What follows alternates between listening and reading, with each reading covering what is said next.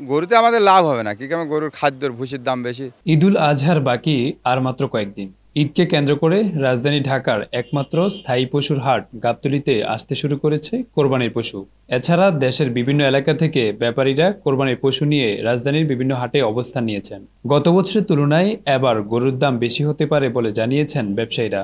সাধারণত ওজনের ভিত্তিতে দাম নির্ধারণ করা হয়। সে হিসাবে এবার প্রতিমণ মাংসের দাম পড়বে ৩৫ থেকে ৪০ হাজার টাকা।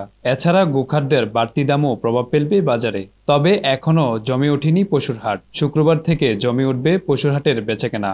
এখন আশা করি যদি বাজার ইন্ডিয়ান গরু যদি না আসে, তাহলে হয়তো আমরা গরুতে আমাদের লাভ হবে না, কি কারণে গরুর খাদ্যর ভুসির দাম বেশি।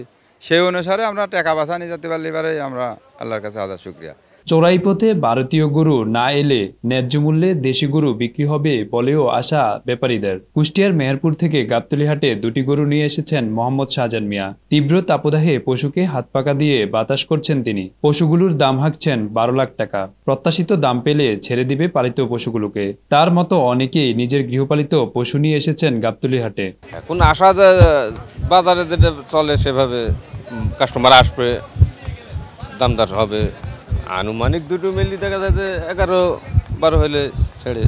গাবতলী হাটে পশুর পাশাপাশি ঢাকার বাইরে থেকে ছাগল নিয়ে এসেছেন অনেক বিক্রেতা। তবে তীব্র গরমে ছাগলের ওজন কমে যাবে বলে জানিয়েছেন বিক্রেতা। সর্বনিম্ন ৮,০০০ পর্যন্ত আসছে, সর্বোচ্চ উপরে এলাকা ১৬,০০০, ১৫.৫-১৬ হলে ছেড়ে দেব। গরমের শরীর হালকা হয়ে যায়, ৫-৭ দিন পরে ওজনে কমে যায়। এবার রাজধানীতে কোরবানির পশুর হাট বসছে ২০টি। তার মধ্যে ঢাকা উত্তর সিটি কর্পোরেশন এলাকায় ৯টি এবং ঢাকা দক্ষিণ সিটি কর্পোরেশন এলাকায় ১১টি হাট বসেছে। কোরবানির পশু বেচাকেনায় এবার পরিকল্পনা অনুযায়ী হাট বসানোর প্রস্তুতি নিয়েছেন বলে জানিয়েছেন ২ সিটি কর্পোরেশন। বছর ঘুরে আবারও এলো ঈদুল আজহা। আর মাত্র কিছুদিন পর কোরবানির ঈদ। তবে জমতে শুরু করেছে কোরবানির হাটগুলো। একটু বেশি লাভের আশায় ঢাকায় পশু নিয়ে আসছেন বিক্রেতারা। Arafat Hossain, news now 24, Dhaka.